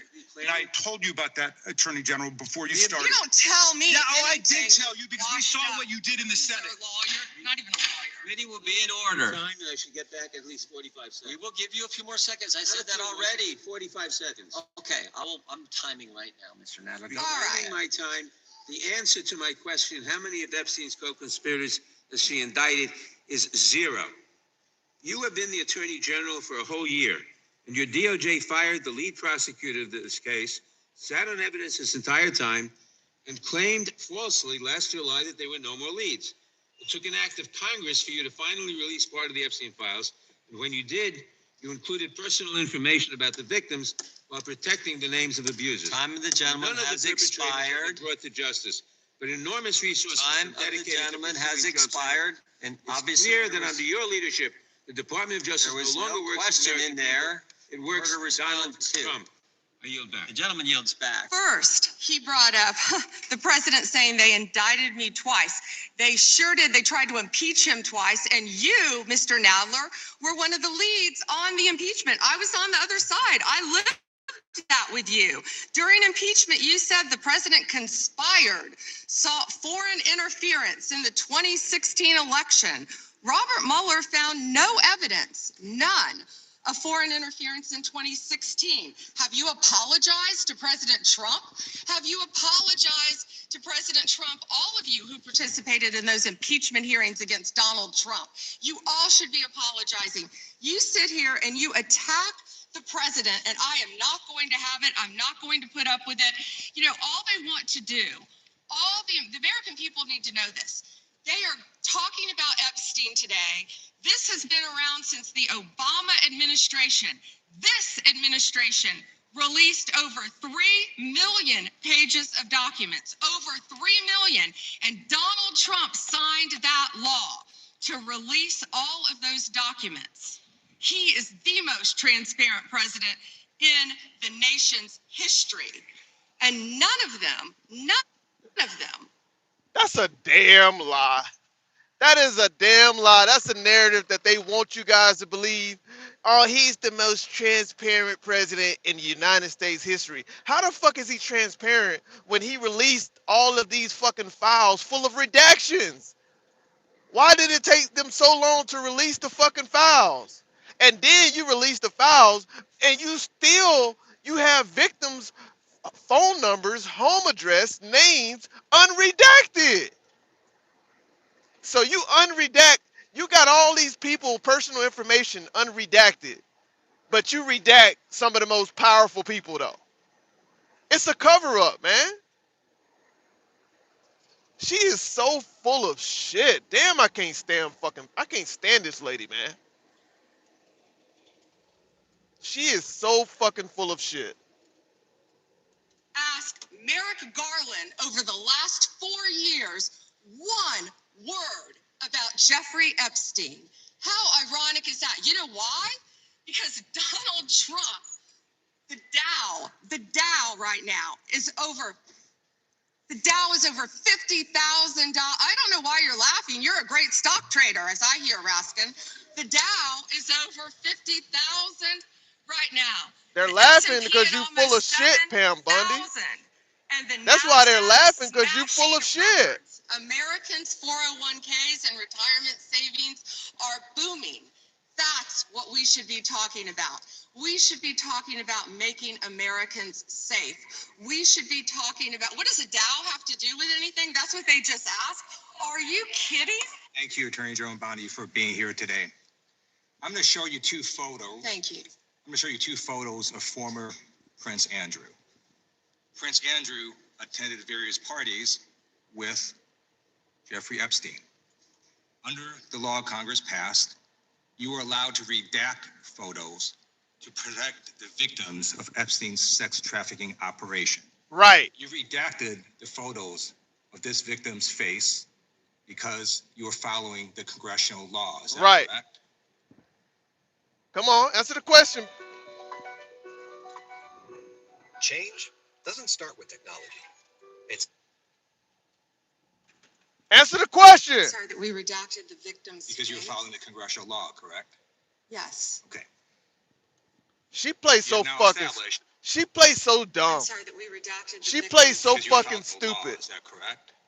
You redacted the photos of this victim's face because you are following the congressional law. Is that correct?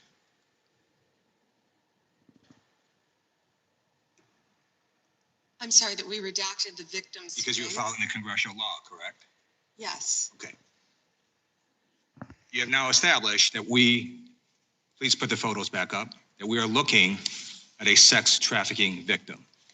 Under the Federal Victims Trafficking Protection Act, Why she not run? only is Jeffrey Epstein guilty, I but bet she anyone run. who patronizes Epstein's sex operation is also guilty of a crime. That's why I find it absolutely despicable that you sought to protect Epstein's clients, like former Prince Andrew. Last July, you closed the case on Epstein's abusers. The July 2025 memo from your Department of Justice stated, quote, "We did not uncover evidence that could predicate an investigation against uncharged third parties." These two photos, please put the photos back up. These two photos staring you in the face are evidence of a crime and more than enough evidence to predicate an investigation against former Prince Andrew. So I ask you, Attorney General Pam Bondi, why did you shut down this investigation last July, and why have you not prosecuted former Prince Andrew? I don't believe you asked Merrick Garland these questions. How we when know he she was gonna run? Attorney General. How we know she was gonna run? I reclaim my time. No. I agree with you. I agree with you.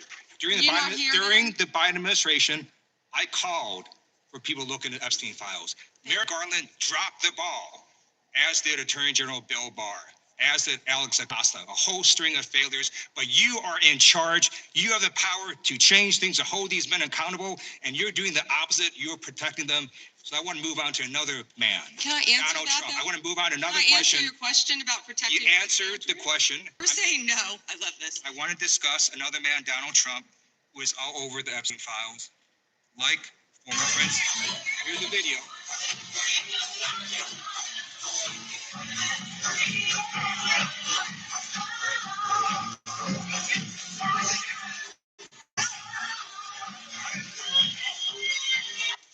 Like former. Your president used to party with a fucking pedophile. Your president used to party with a fucking PDF monster.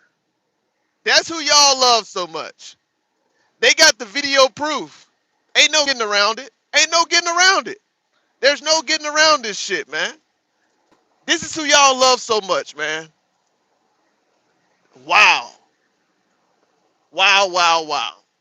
Prince Andrew, Donald Trump attended various parties with Jeffrey Epstein. I want to know, were there any underage girls at that party or at any party that Trump attended with Jeffrey Epstein?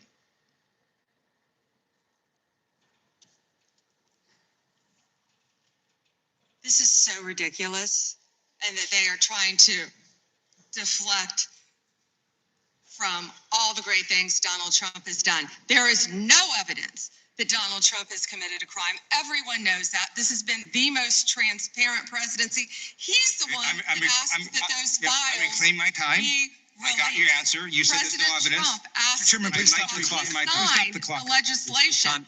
This is Time. this I'd like is to take ridiculous. my time. Time belongs to the gentleman from California. Okay. I'm going to put up another document from a witness who called the FBI's National Threat Operations Center, because I believe you just lied under oath. There is ample evidence in the Epstein file. Don't you ever accuse me of a crime. I believe you just lied under oath, and this is all on videotape. You said there's no evidence of crime. I'm showing you. Here is a witness statement who called into the FBI's Threat Operations Center. He drove Donald Trump around in a limo. He overheard what Donald Trump said to Jeffrey on his cell phone. He was so angry, he was going to stop a limo and hurt Donald Trump. And he met a girl who said she was raped by Donald Trump and Jeffrey Epstein. She later had her head blown off, and officers at the scene said that could not have been suicide. No one at the Department of Justice interviewed this witness. You need to interview this witness immediately. Epstein should rot in hell, so should the men who patronized his operation. And as we sit here today, there are over 1,000 sex trafficking victims, and you have not held a single man accountable. Shame on you. If you had any decency, you would resign right after this hearing concludes. The gentleman has expired. May I respond? Yeah, I don't know how you respond. No one can. I did not ask a question. He doesn't You're want to allowed talk to. about I did not ask a the crime in California. He does not want to talk about I did not ask a crime question. in his She state. can't just ask this. I did not ask a question. Meeting will be in order. As the good congressman from Kentucky just pointed out, there were lots of survivors who had decided, for reasons of their own, never to release their names. That determination was represented to people in Congress, and we built it into our federal law that their names could not be released, and yet you published their names, their phone numbers, their addresses, Sure personally did. identifying information. Sure did. If Donald Trump can get $10 billion theoretically from the Department of Justice, how much should these people get for a far worse violation of their privacy rights and a far greater danger established to them in their lives? Did you lose a lot of money? Sure did. Sports betting? That's facts. DraftKings or FanDuel? Do you even know who Chase Mulligan is? You're so obsessed with, you don't, do you? I'm going to teach you the rules again. You're the Attorney General of the United States. We have rules here. You're obsessed with him. You're the Attorney General of the United States. You're The rules, obsessed with Donald Trump. You have Trump derangement syndrome. Mr. Chairman, Chase I'd like my time Mulligan will be restored. I'd like my sentenced time next week restored. in your district. In your district, and stop you the don't clock. even know about it, about keeping children Time belongs safe to from the online gentleman. predators. Time belongs to the gentleman from Maryland. Gentleman can proceed. Yeah, and I want the whole country to look at this. Because this is the Attorney General of the United States, whose job is law enforcement. We've never had a witness who has misunderstood our rules and been unable to conform his or her conduct to our rules before. We have only 5 minutes. And so we use our time to ask you specific questions. How long are you giving me to Excuse me, I'm not yielding to you right now. I'd like that second restored too. So, Ms. Bondi, the way it works is we ask you a question and you answer it. And if you go off on a wild goose chase, another tangent, you start reading statistics or you start talking about stuff going on in our district. And by the way, I invite you to my district. Come to my district, but that's not what we're here to do. Okay? So, and you do that, then we're allowed to say we reclaim our time. At that point, you have to be quiet. You have no choice. You have to be quiet. So I hope you understand the rule of this point. Now, here's what I want to ask. You're in law enforcement. We've seen all kinds of crimes. And when we go over to the Department of Justice for the 4 computers for every member of Congress, we see more evidence of crimes.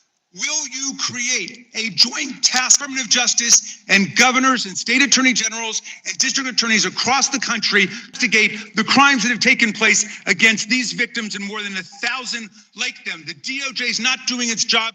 Will you create a task force with state and local law enforcement to make that happen? Elaine can respond. She wants to. He called Chase Mulligan a wild goose chase and didn't he was. He is a defendant in your own district who preyed on girls. Mr. Chairman. Well, you know what? If he were part of the Epstein investigation, you wouldn't do anything and about it. online chat rooms, committed sextortion. Yet he didn't even know in your tiny little district who he was. According to your department, a child is sexually abused in the United States every 9 minutes. And the vast majority of survivors never get justice. And that's one of the reasons why I think the Epstein case has resonated so deeply with so many Americans. And the other reason I think is because it has revealed a 2-tiered system of justice. And the powerful are protected and the survivors rarely get any accountability. And the Epstein files contain evidence of a multi-decade international criminal conspiracy involving some of the wealthiest and the most powerful people in the world.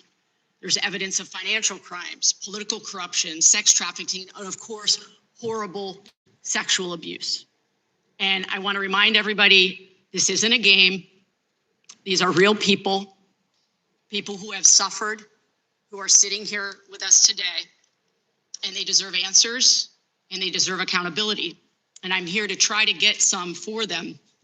Now, I've seen some of the unredacted Epstein files, and obviously, as you know, President Trump's name is all over them, but so are the names of other senior Trump officials: Howard Lutnick, Secretary of Commerce; John Phelan, the Secretary of the Navy; and Stephen Feinberg, the Deputy Secretary of Defense.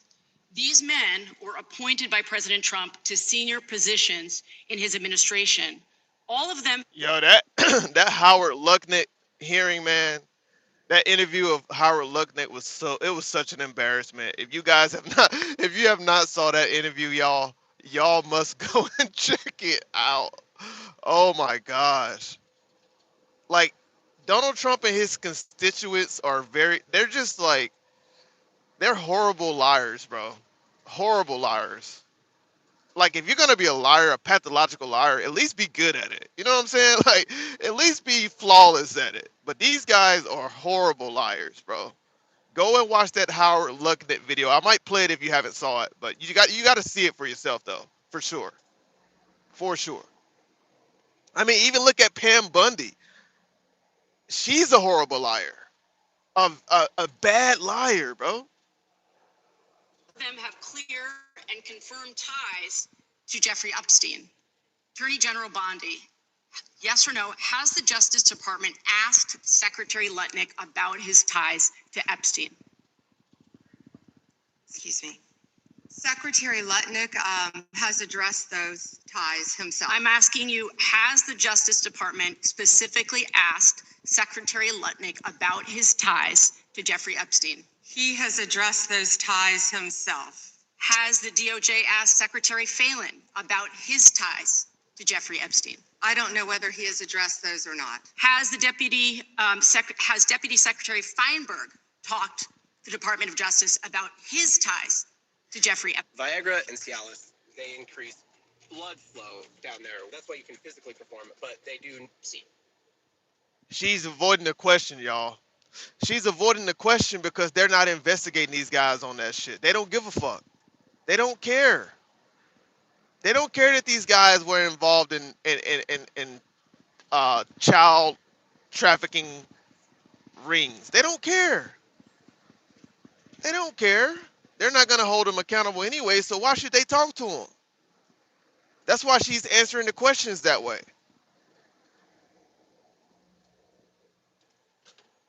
Yes or no?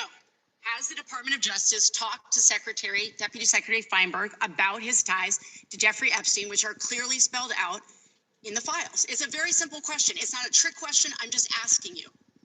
Yeah, I'm stunned that you want to continue talking about. Oh my gosh. Epstein Okay, instead I'm of a reclaiming my time. I'm asking you not a trick question, a simple question. Okay, so what is clear is we have evidence. Do you know who Chris Phelan is? We have evidence that 3 senior officials within the Trump administration have ties to Jeffrey Epstein. And what I can What's up, Dirt Track? Good morning, man. From what you are saying, that you have not talked to them. What does ties mean? I think Americans would be shocked to learn that you are not interested in talking with these officials who have ties to Jeffrey Epstein. What does ties mean? Can you define that? Across the world, Can you prominent define men ties? who've been exposed in the files have resigned their jobs in disgrace. And that's a good first start. And that same Disgrace is standard, not saying the word this Chris same Phelan. standard should apply here. And Americans want accountability. Who is Chris Phelan? Was the president he? aware? Please stop talking. It is not your time to ask Who was he? questions. It is not your time. I'm reclaiming my time, Mr. Chair. Time belongs to the gentleman from Vermont. Was the president aware of Secretary Lutnick's ties to Epstein when he chose him to lead the Department of Commerce? Was he aware? Chris Phelan was a Border Patrol agent. Okay, so I'm going to conclude that the president, in fact, mentioned did it. know about his In ties her because he was the next door neighbor. Shame on you. Oh, for goodness sakes, You're this from is a tiny, pathetic. This beautiful is state. pathetic, Mr. Committee will Chair. be in order. I am not asking trick questions here. The You got American your 5 people minutes. have a right to know the answers to this. The These are senior officials in the Trump administration. This is not a game, Secretary. I'm Attorney General. My apologies, I couldn't tell. Damn! Damn!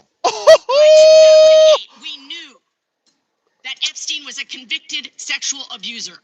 And we now know that Lutnick went to Epstein's Island in 2012.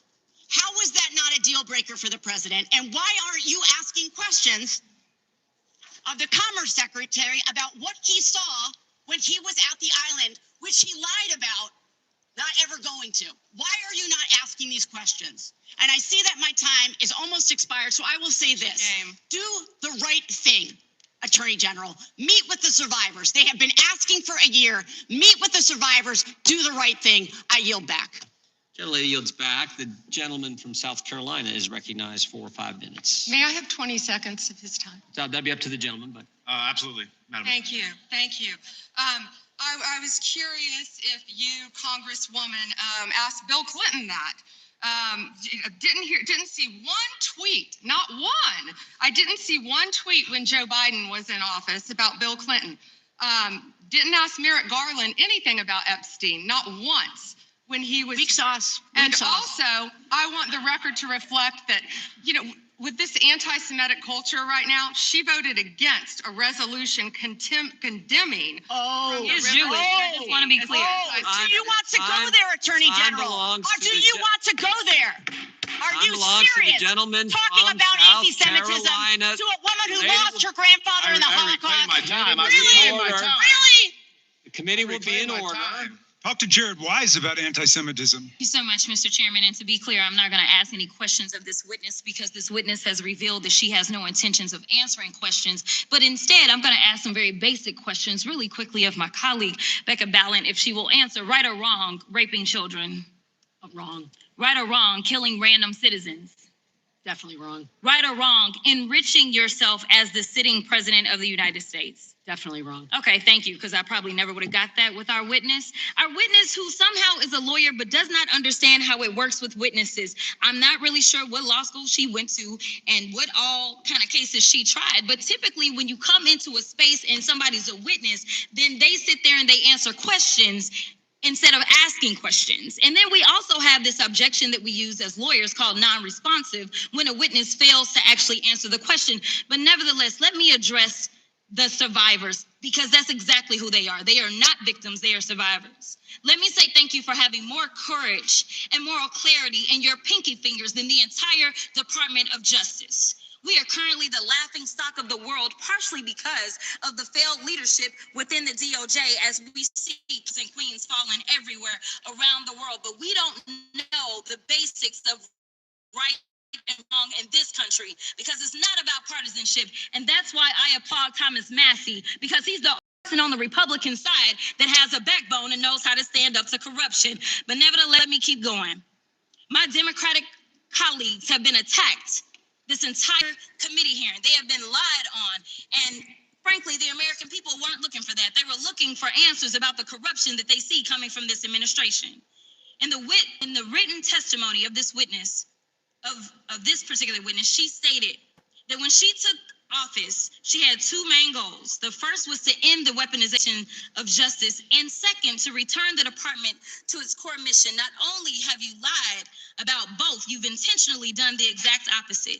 You're spending more taxpayer resources arresting journalists than you are prosecuting pedophiles and creeps. In fact, your boss, the President of the United States, stated that this administration, quote, took the freedom of speech away.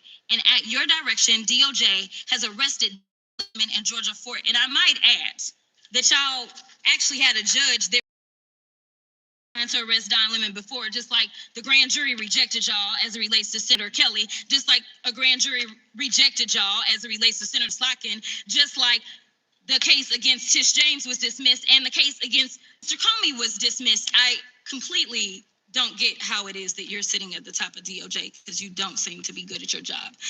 You're spending more taxpayer resources arresting these journalists. In fact,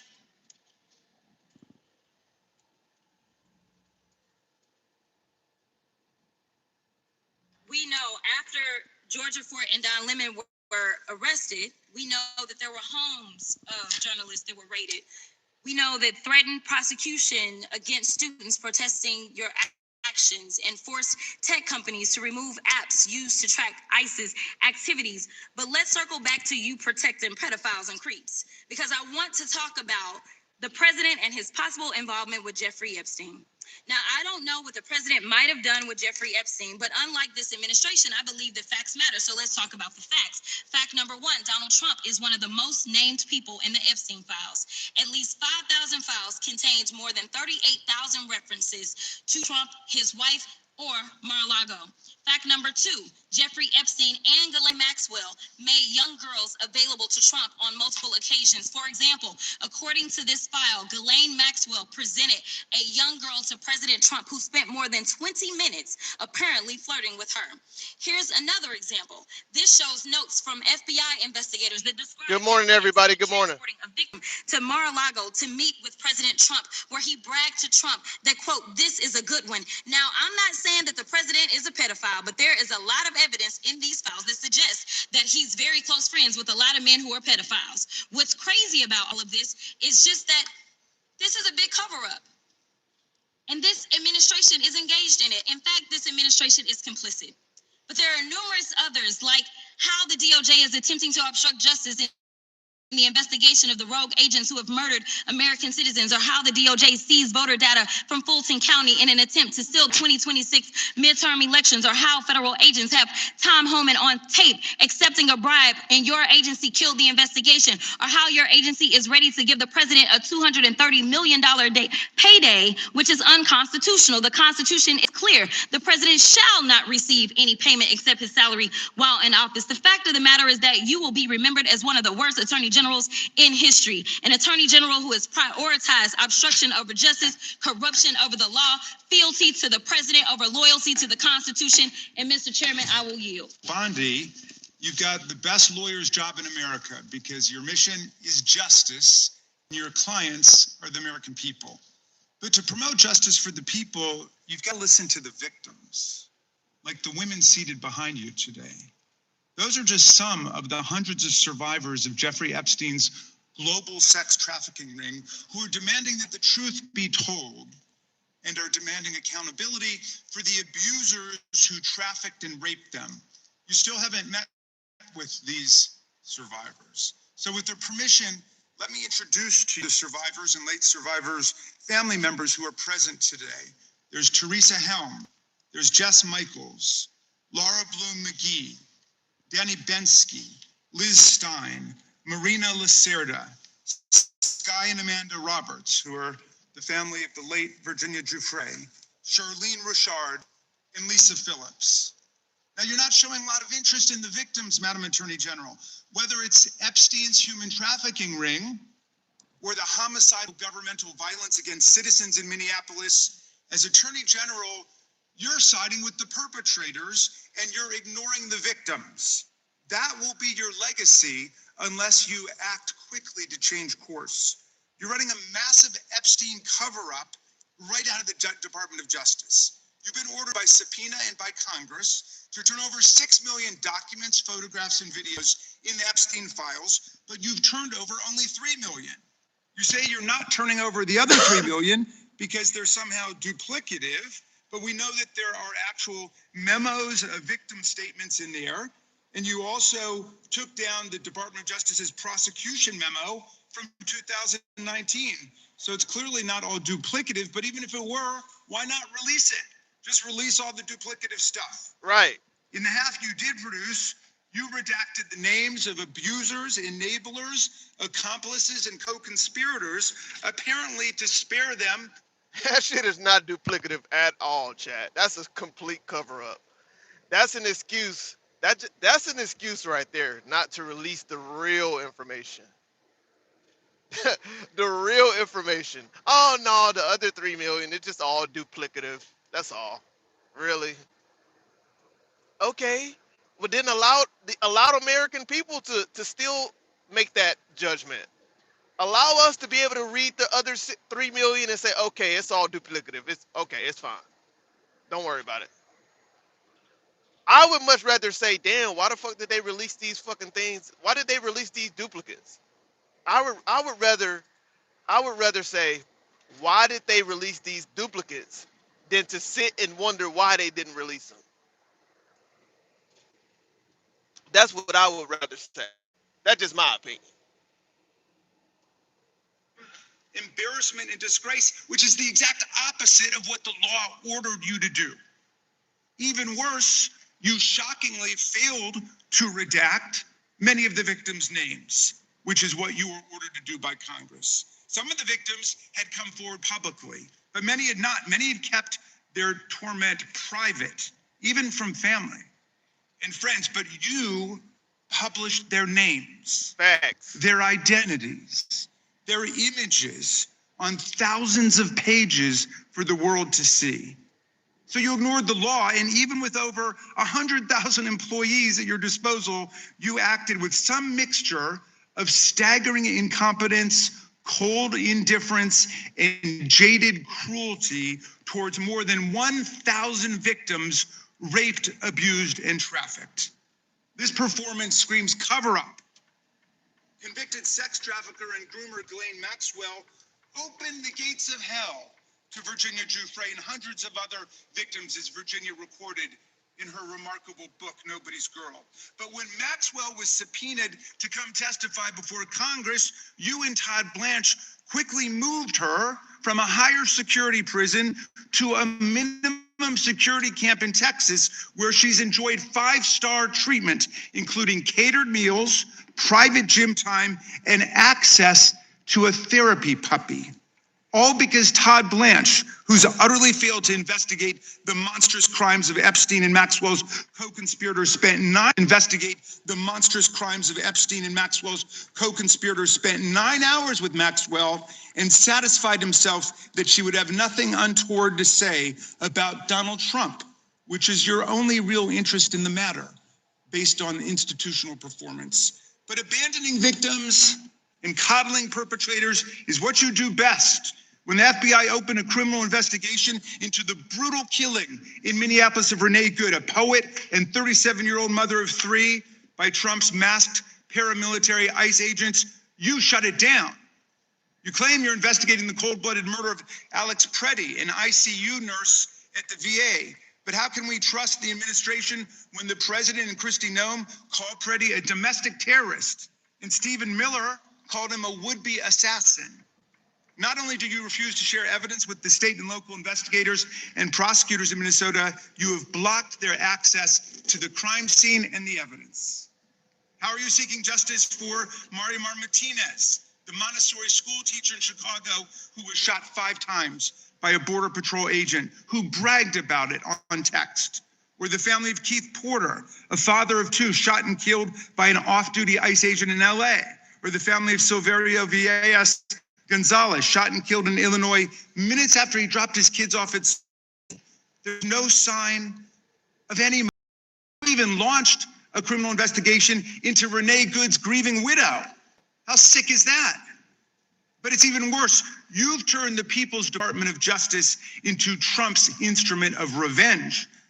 Trump orders up prosecutions like pizza, and you deliver every time. He tells you to go after James Comey, Letitia James, Lisa Cook, and Jerome Powell, the head of the Federal Reserve Board, and members of Congress like Adam Schiff, Mark Kelly, Alyssa Slotkin, Chrissy Houlihan, Jason Crow, Chris Deluzio, and Maggie Goodlander, to name a few, and you snap to it. You replace real prosecutors with counterfeit stooges who robotically do the president's bidding. Nothing in American history comes close to this complete corruption of the justice function and contamination of federal law enforcement. And the good news is many serious lawyers at DOJ, including some of your own original appointees, have refused your lawless orders. Danielle Sassoon, your original pick for acting U.S. Attorney in Manhattan, resigned rather than follow your corrupt order to quash an indictment against Mayor Eric Adams as a political favor from Donald Trump. A Federalist Society member who clerked for Justice Scalia, U.S. Attorney. Good morning, Alice. To participate in this blatantly corrupt scheme.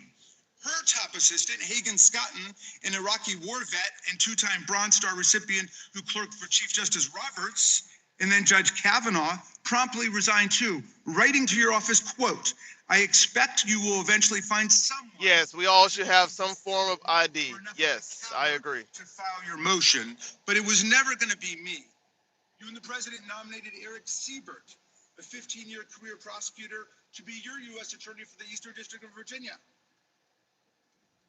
Taxes was chasing updates and getting nowhere. Now Taxes is a TurboTax expert, doing it all for you, while keeping you.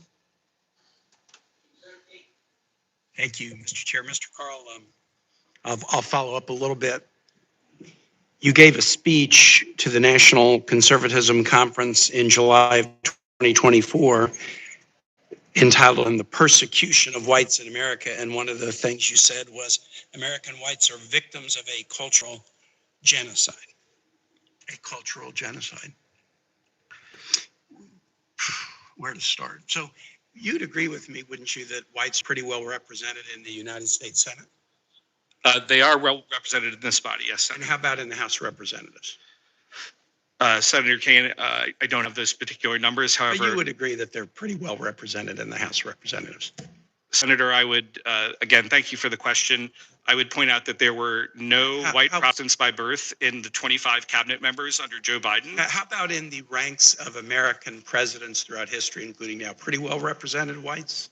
Senator. And how about in the ranks of vice presidents during American history now? Whites pretty well represented in that group, right? Senator, thank you again for the question. Yeah. I don't think it's hard. How about on the United States Supreme Court? Throughout our history and including now, whites are pretty well represented on the United States Supreme Court, correct? Senator, will you permit me an opportunity to finish my answer? I think obviously historically, I would of course agree with you. Of course, the vast majority of Americans were white at that time. It's now a much more diverse society. Let's focus on right now. How about in the ranks of American governors? You think whites are pretty well represented? Senator, thank you for that question. I would just have to look at the numbers. I don't know. Okay, how about this? In the ranks of CEOs of major corporations today, let's not talk about today. You think whites are pretty well represented? Senator, thank you for the question. He don't know shit. I suspect that they are probably pretty well represented in that, but there are other areas where they're not as well. How about in the ranks of high income people? And we can define it however you want. Let's just say like top 10% of wealthy Americans. You think whites are pretty well represented? Senator, thank you for the question. They would certainly be underrepresented with respect to Asian Americans, but they would be overrepresented with respect to other groups. Yeah. So, a cultural genocide, that's a stiff claim. And it's an interesting one because it's kind of a white victimhood argument. But if I remember my colleague, Senator Rosen, she was reading comments to you where you had been saying, man, Jews play the victim. Jews like to be the victim. And yet you're making a claim that whites are victimized by a cultural genocide when all the statistics would say, not just in history, but today, that whites are very well represented at every level of every institution. They're very well represented in the incomes of Americans. And that doesn't mean each person is high income or each person is a Supreme Court justice, but you could look at institution after institution in this country, and the facts completely rebut the notion that whites are victimized by a cultural genocide. I have a question for Mr. Long I want to get to. Mr. Long, we've had a little controversy in the last couple of weeks about Iceland. President Trump gave a speech in Davos, and he said, I'm helping NATO. Until the last few days when I told them about Iceland, they loved me. The problem with NATO is that we'll be there for them 100%, but I'm not sure that they'll be there for us. They're not there for us in Iceland. That I can tell you. Our stock market took the first dip yesterday because of Iceland. So Iceland's already cost us a lot of money. Now, the White House said the president didn't mistake Greenland and Iceland. Senator Rubio at a hearing here last week or 2 weeks ago said the president mistook Greenland and Iceland. But let me ask you this. Do you know of any problem we have? We almost at 30 likes, chat. Get that likes up. We almost at 30 likes, man. Appreciate y'all. Iceland cause our stock market to decline? Are you aware of any facts that would support that Iceland has cost us a lot of money or hurt our stock market? Everything. We won't take this against my time, I guess, but don't you have a nexus to Missouri also? Like I do. I thought. I'm a Mizzou grad. You got two here now. I got a couple of opportunities. But Senator, everything that I have been given to understand, everything I've been studying the last 6 months, Iceland is a very good ally, as you know. And we've been with them since day one when no one else was there. So, and actually, this is important. And I think, so you have not, in your conversations with folks with the Trump administration, been told in any way that Iceland is a problem, Iceland's costing us money, Iceland's hurting our stock market. Is that correct? I have not been told that, no. And I think just the opposite. I think Iceland's we were talking earlier, I'm not sure if you were in the room or not, but about.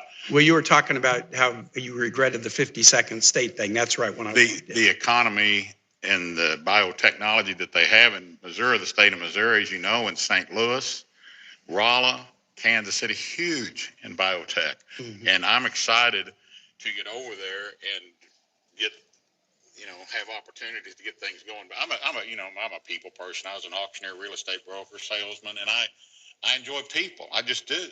And if you go over the House and check through the Democrats that are still there, that was there when I was there, I had as many friends on the Democrats. All right, chat, man. Shout out to everybody that tuned in today, man. I got to get going here. Cram, man, come back next time. We'll have a conversation next time, man. Hope you have a great day. Hope everybody have a great day. Happy Friday, man. Happy Friday the 13th, man. Happy Friday the 13th, man. Y'all be safe out there, man. God bless everybody, man. God bless America. God bless the United States of America, man. Much love to all of you, regardless of what wing you stand on, what side you stand on. It don't matter to me. But have a great day. Have a great weekend. Happy Valentine's Day coming up to you all. If you're single, stay away from escorts. Stay away from prostitution. They are doing sting operations out there. So be careful because they will sting your ass. Understand that. But have a great day, y'all. Take care. God bless.